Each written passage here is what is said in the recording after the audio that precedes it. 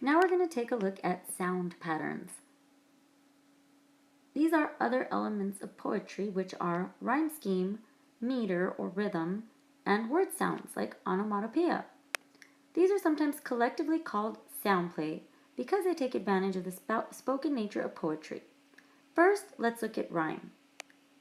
Rhyme is the repetition of similar sounds. In poetry, the most common kind of rhyme is the end rhyme, which occurs at the end of two or more lines. It is usually identified with lowercase letters, and a new letter is used to identify each new sound. Take a look at the rhyme scheme for the following poem.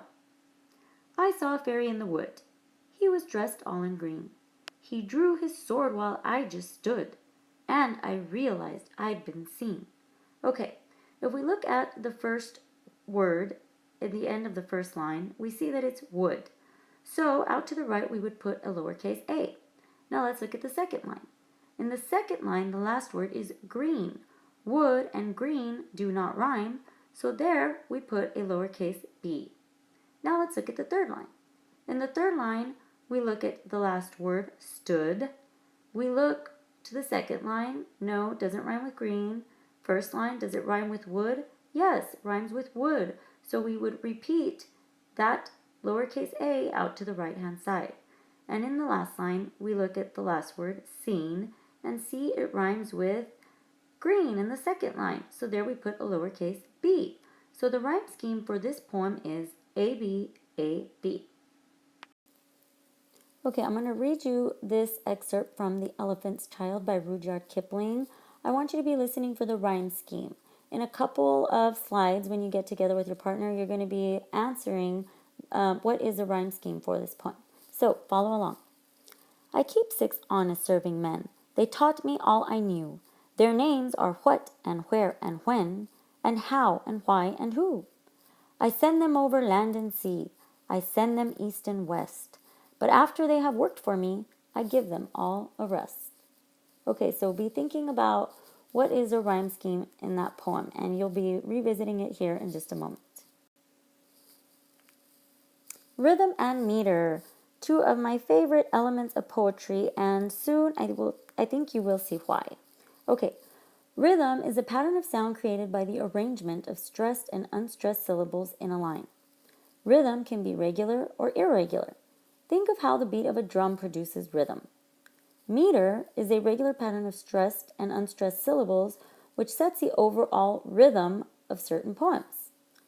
To give you a little bit better understanding of how rhythm and meter work, I included this video clip. I want you to pay attention to what do rhythm and meter do for a poem? How do they help us as readers get meaning from a poem? Another type of sound play is the emphasis on individual sounds and words.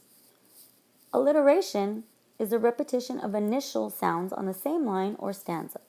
Let's look at an example. Big Bad Bob bounced bravely. There we can see the B sound is emphasized throughout that entire sentence. That is a good example of alliteration. Our next word sound would be assonance. Assonance is the repetition of vowel sounds anywhere in the middle or end of a line or stanza. Let's take a look at an example. Tilting at windmills.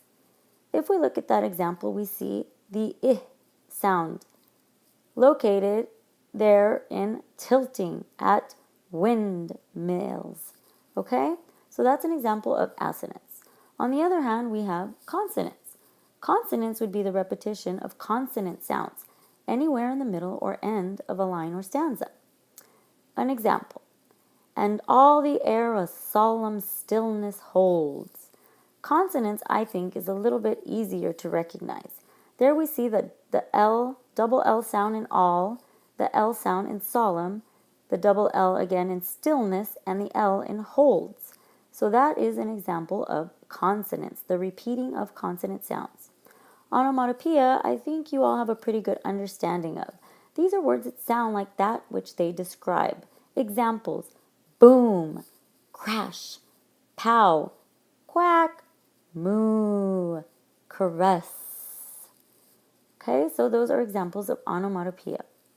Repetition is the repetition of entire lines or phrases to emphasize key thematic ideas.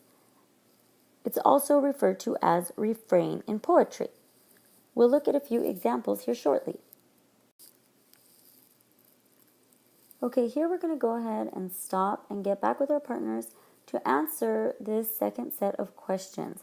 Remember, it will be uploaded for you in your Google Classroom in a document form. Please ask if you have any questions.